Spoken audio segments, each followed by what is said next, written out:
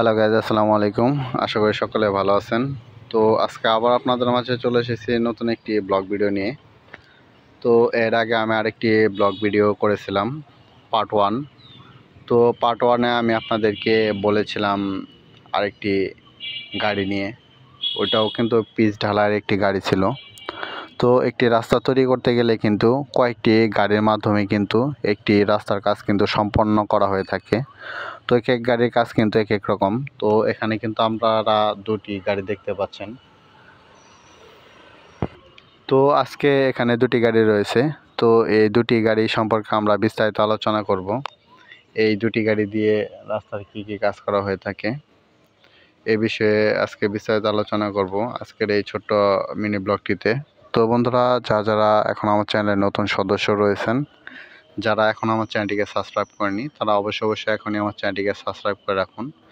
আর এই ব্লগগুলো যদি আপনাদের কাছে ভালো লেগে থাকে তাহলে কিন্তু অবশ্যই আপনারা লাইক, কমেন্ট এবং কি শেয়ার করবেন। তো এই যে এখানে একটি গাড়ি দেখতে পাচ্ছেন এবং এই যে এখানে আরেকটি গাড়ি দেখতে পাচ্ছেন। তো এই গাড়িটি কিন্তু নাম দেওয়া হয়েছে শেতলি কনস্ট্রাকশন।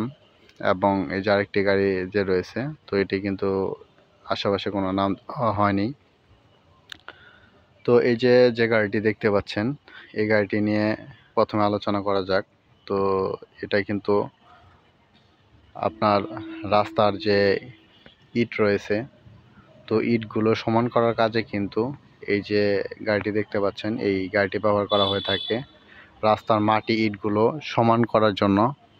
মানে অনেক রাস্তায় রয়েছে যেগুলোতে মাটি ফালানোর পরে কিন্তু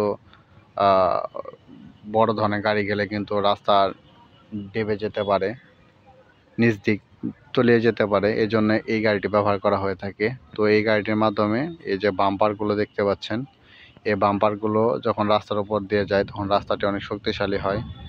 এবং এই যে আরেকটি গাড়ি দেখতে পাচ্ছেন, এই গাড়িটি কিন্তু রাস্তার উপর যখন পিচ ফেলা হয়, তো পিচ ঢালাইয়ের ক্ষেত্রে কিন্তু এই গাড়িটি কাজে লাগানো হয়ে থাকে। তো বন্ধুরা, যারা আমার চ্যানেলে ব্লগটি দেখছেন তাদেরকে অসংখ্য ধন্যবাদ। আবার আপনাদের মাঝে দেখা হবে নতুন কোনো ব্লগে। সকলে ভালো থাকবেন। আসসালামু আলাইকুম।